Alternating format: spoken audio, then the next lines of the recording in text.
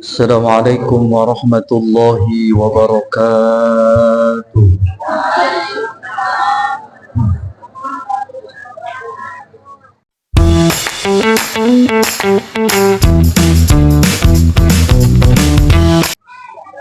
Alhamdulillah wa syukru ala nikmatillah. Wassalatu wassalamu ala rasulillah habibina wa syafi'ina wa qurrati a'yunina wa maulana Muhammad ibn Abdillah wa ala alihi wa sahbihi wa mawala amma ba'du. Faqad qala Allah ta'ala fi ayatihi al-karim wa huwa asdaqul qailin wa idh yamkuru bika alladhina kafaru liyuthbituka aw yaqtuluka aw yukhrijuka wa yamkuruna wa yamkurullah wallahu khairul makirin.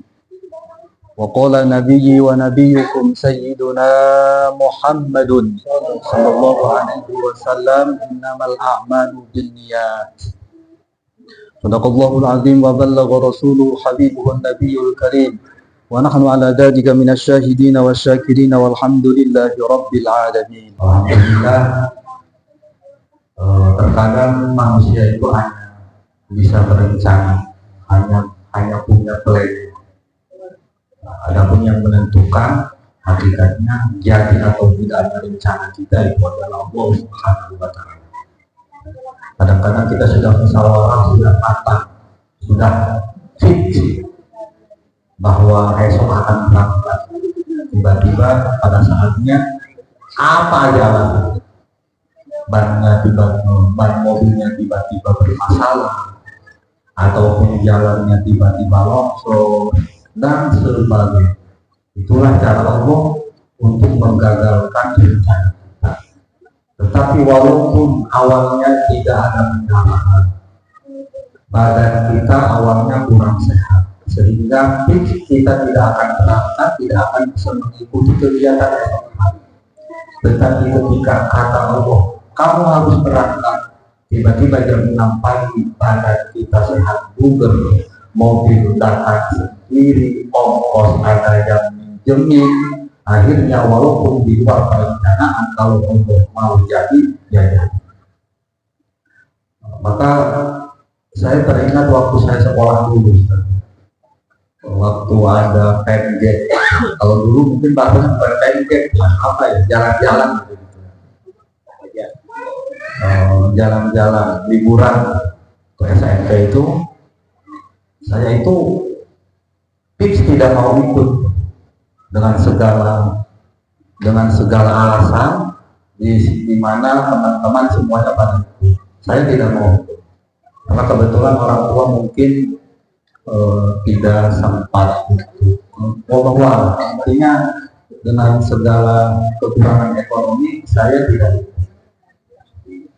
Tapi karena waktu itu saya masih kecil, setidaknya sekalipun saya tidak ikut, minimal saya ikut pada saat pemberangkatan. Saya hadir di sini. Tiba-tiba ketika mobil dulu itu bukan mobil bus, mobil helm itu udah berangkat. Nah, ada satu guru yang ketinggalan, dia telat, bangunnya kesiangan. Nah, saya waktu itu masih di situ, masih menyaksikan, menghadiri pemberangkatan. Tiba-tiba telah semuanya sudah berangkat, ada satu ibu bawa mobil pribadi, dia telat, kesiangan, bangun subuhnya mungkin otomatis nanya sama saya yang ada di sini, mana rombongan udah berangkat Pak? Oh berarti saya ketinggalan. Ya udah, ayo kamu masuk, kamu ikut sama Bapak. Orang yang direncanakan bayar ongkos itu naiknya di mobil elf dan berkesan-kesan.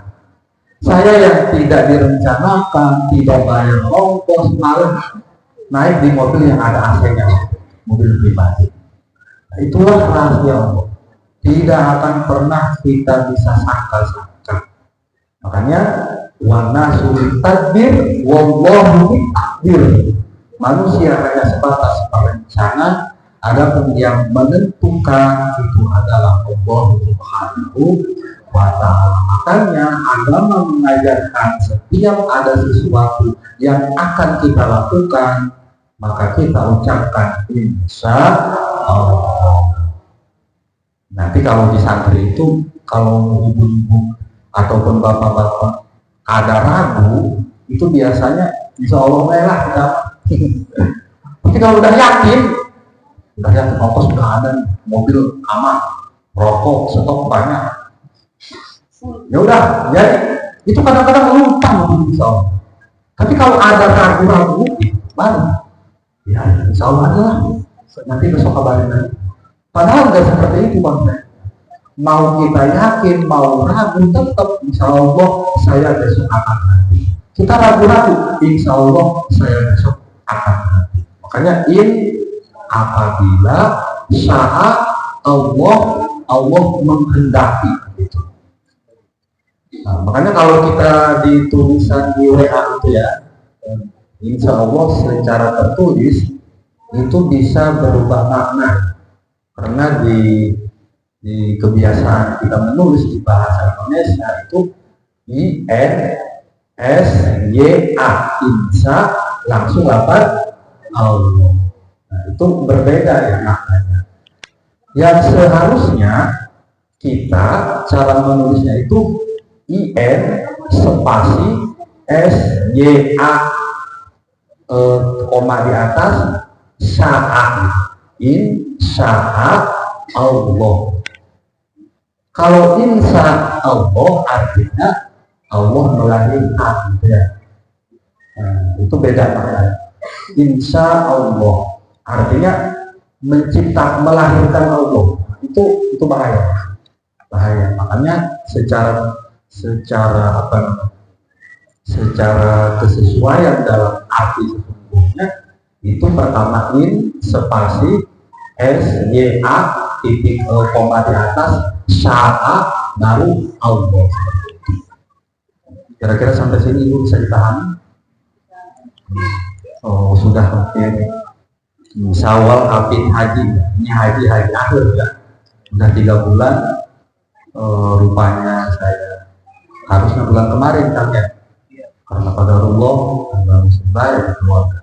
Akhirnya di sekarang bulan haji, bulan akhir, berarti tahun Hijriah 1447 ini udah hampir selesai. Maka beberapa hari lagi nanti malam Selasa itu 1 Muharram. Kita menginjak tahun 1448. Umur kita itu bertambah atau berkurang? Secara angka mungkin bertambah, tapi secara umur hakikatnya itu berkurang. Maka ibu bapak, kebetulan ini tahun baru, menghadapi tahun baru Islam, kita itu kadang-kadang pas tahun baru Masehi itu ramainya minta ampun. 1 Januari, apa itu? Tahun baru Masehi itu apa tuh? Isa al-Masih kan? Tahun baru Masehi itu 1 Muharram itu bertepatan apa? Yang biasa ngerayain itu tahun baru Masehi aja ya? Islam. Happy New Year ya, itu selamat tahun baru. Itu ramainya minta ampun. Bahkan umat Islam berbondong-bondong belanja jagung ke pasar Ambon buat dibakar di rumah. Belanjanya 1 ember dibakar, tiba-tiba tidak ada yang makan, akhirnya dibuangkan. Itu kenapa? Karena ingin merayakan. Makanya tahun baru kita itu ya tahun Hijriah. Tapi merayakan itu tidak harus bakaran. Apapun jenis perayaannya, walaupun hanya membaca 8 basmalah, kalau kita niatkan itu merayakan ya bisa jadi. Maka ada hal yang sangat besar, karena dihitungnya tahun 1 Hijriah itu ada yang tahu nggak? Kan sekarang tahun Hijriahnya 1448. Tahun 1 Hijriahnya itu kapan? Ada yang tahu apa? Ada yang masih ingat? Saya juga agak-agak ingat-ingat lupa gitu. Lupa ya. Bapak-bapak ada yang ingat? Tahun Hijriah itu tahun 1-nya itu kapan? ketika Nabi hijrah dari Mekah ke Madinah. Nah, itu tahun 1 Hijriahnya di sini. Jadi perkiraan umur Nabi itu umur 53 tahun. Nabi diangkat menjadi Nabi itu umur berapa? 40. Nah, baru Nabi dakwah tuh di situ tuh, di Mekah tuh. Lamanya itu 13 tahun. Berarti dari 40 tambah 13, 53. Pada saat 53 tahun umurnya, Nabi baru pindah dari Mekah ke Madinah. Nah, ada yang udah berangkat ke Mekah ya? Itu jaraknya itu kira-kira berapa kilo? Mekah Madinah itu, Pak Haji. Berapa kilo Besti? Berapa Besti? Berapa kan? Mama Juan belum pernah ya? Itu mau Ustaz doain ya. Amin, amin. Nah, kita mudah-mudahan semuanya kita dinasibkan oleh Allah berangkat ke tanah suci. Jadi dulu Nabi berangkat tanggal 1 Rabiul Awal, malam-malam dari Mekah itu, jalan kaki nyampe ke Madinah tanggal 12 Rabiul Awal. 12 hari perjalanan. Itu pun berhenti-berhenti, ada istirahat seperti itu. Nah, kalau sekarang enak ya, ada naik bus, naik bus sholawat kalau di Mekah itu ya, bus gratis seperti itu.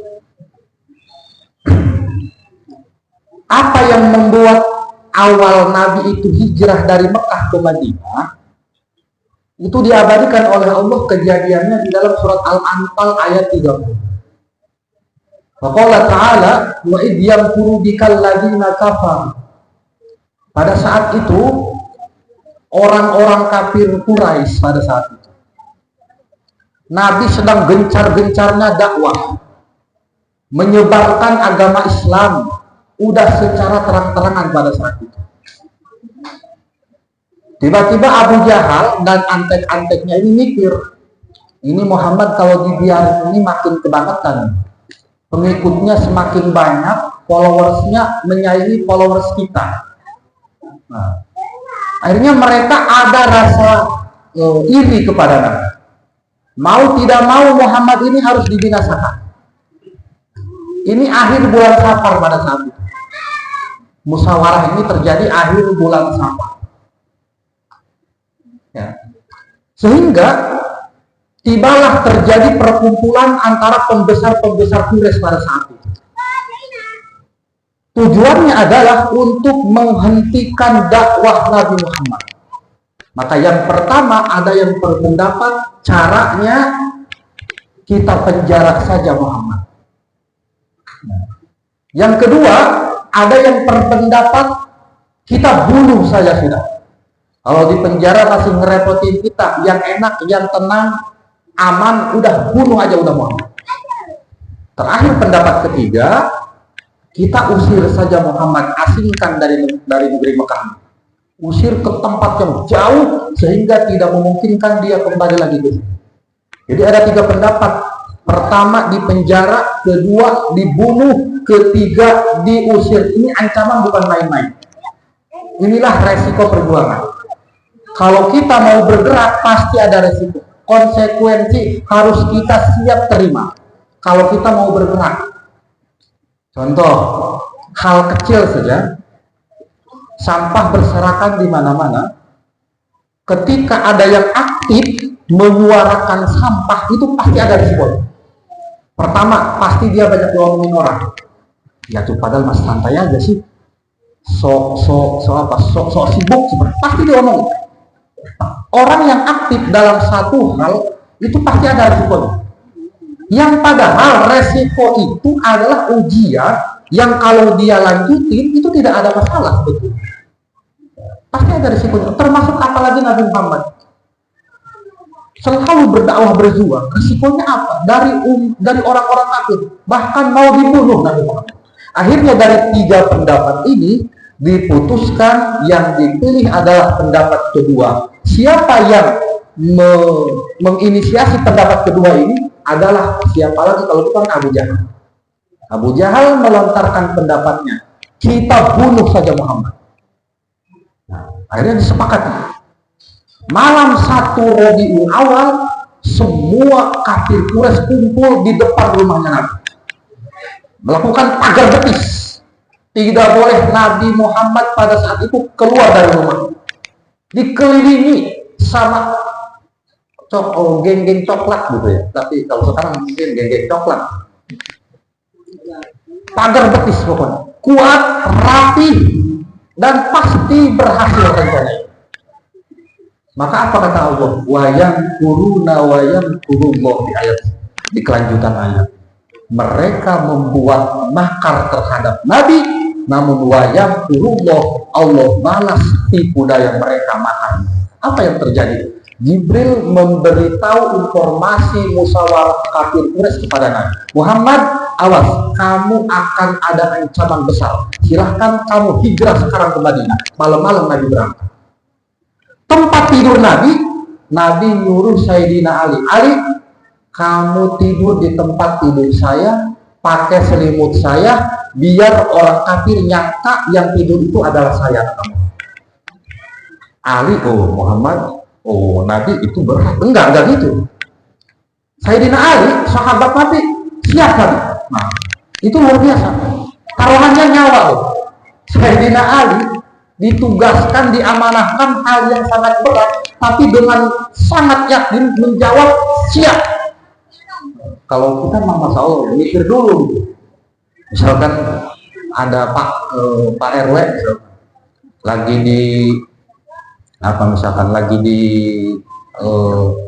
dikejar-kejar kucing misalkan ya, kita yang ingat-ingat aja. Dikejar kucing, tiba-tiba Kang Taufik, mohon maaf, rumah saya mau kabur, tolong kamu tinggal di rumah saya. Kata Kang Taufik, aku kelanan mau bahasa Sunda, boro-boro mikiran dia gitu kan, bahasa Sunda tapi Sayyidina Ali enggak. Sayyidina Ali dengan yakin siap walaupun taruhannya nyawa. Ketika orang kafir yang sedang berbaris di depan rumah Nabi sudah yakin ingin membunuh Nabi, pada saat dibuka ternyata bukan Nabi Muhammad, tetapi Sayyidina Ali yang dia pegang saat itu. Nabi Muhammad bersama Sayyidina Abu Bakar Siddiq sudah keluar lewat pintu belakang. Keluar mengitari padang pasir malam-malam, sehingga beberapa hari kemudian tibalah saatnya Nabi istirahat di sebuah gua ya, yang namanya itu Jabal Sur. Ya, Haji ada ya Jabal Sur. Biasanya kalau ibadah haji kita ikut travel itu ada sesi jarak-jarak. Sekarang ini setelah tanggal 10 haji itu jemaah haji itu lagi nyantai. Nah, sekarang ini lagi jarak-jarak. Kemarin lihat di media sosial ada yang ke Thaif, ada yang ke ini. Jadi ada yang jarak ke makam Syekh Nawawi di Maklah dan sebagainya. Nah, itu termasuk di Jabal Sur. Nabi Muhammad bersama Sayyidina Abu Bakar istirahat di Jabal Sur. Tiba-tiba jejaknya diketahui oleh orang kafir. Orang kafir kejar ternyata. Tepat pada saat di pintu gua itu orang kafir mikir, coba kira-kira Muhammad ada nggak di dalam gua ini? Kebetulan apa yang Allah lakukan? Apa yang Allah kasih pertolongan? Di pintu gua Allah ciptakan sarang laba-laba. Nabi Muhammad awalnya tidak ada. Nabi Muhammad beserta Sayyidina Abu Bakar masuk, Allah ciptakan sarang laba-laba. Kata orang kafir, enggak mungkin.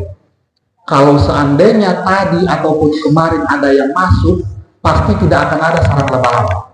Kenapa? Karena ketabrak. Karena ada sarang laba-laba, maka bisa dipastikan tidak ada orang di dalam gua. Padahal ada. Nabi Muhammad sedang beristirahat di Jabal Sur, di gua Sur, bersama Sayyidina Abu Bakar Siddiq. Akhirnya mereka pindah tempat lagi mencari. Sampai akhirnya 12 hari kemudian tibalah Nabi datang ke sebuah kota yang bernama kota Madinah. Nah, maka disitulah ditentukan tahun Hijriah, yaitu awalnya 1 tahun 1 Hijriah, itu pada saat Nabi hijrah dari Makkah ke Madinah. Jadi sekarang udah 1448, 14 abad yang lalu. 14 abad yang lalu sudah dilalui oleh dunia ini, maka semakin kesini dunia ini semakin tua. Termasuk umur kita semakin kesini hakikatnya semakin berkurang. Nabi Muhammad itu umurnya 63. Makanya di dalam fikih itu dijadikan patokan umur manusia itu 63. Nah, apalagi di dalam bab zakat. Ada orang tua yang punya sawah, kalau misalkan ketika sawahnya dijual, misalkan orang tua itu umurnya 50 tahun, punya pakaya, bahasa Sunda, punya sawah. Ketika sawah itu dia jual, harganya bisa mencukupi dia selama 13 tahun kemudian. Maka itu dinyatakan orang kaya tidak bisa menerima zakat. Kan gitu dalam bab zakat itu. Jadi patokan dalam fikih itu 63 tahun. Lewat 63, 64, 65, 66 itu bonus dari Allah. Nah, makanya ibu-ibu kalau sudah 63 itu banyak-banyak beribadah. Banyak-banyak bertaubat, banyak-banyak beristighfar. Nah, kalau sekarang umur kita 62 tahun 11 bulan, berarti berapa bulan lagi itu? 1 bulan lagi. Aduh, udah pokoknya jangan pantangan, udah makan aja semuanya. Sebulan lagi. Nah, itu hanya patokan secara fikih. Adapun masalah umur itu hanya Allah yang tahu. Dan pastinya yang membuat kita semakin semangat melaksanakan ibadah kepada Allah Subhanahu wa Ta'ala. Ibu, bapak, hadirin wal hadirat, alhamdulillah, mudah-mudahan dianggap selesai. Terima kasih atas segala perhatiannya, mohon maaf atas segala kekurangannya. Akhirul kalam, assalamualaikum warahmatullahi wabarakatuh. Waalaikumsalam.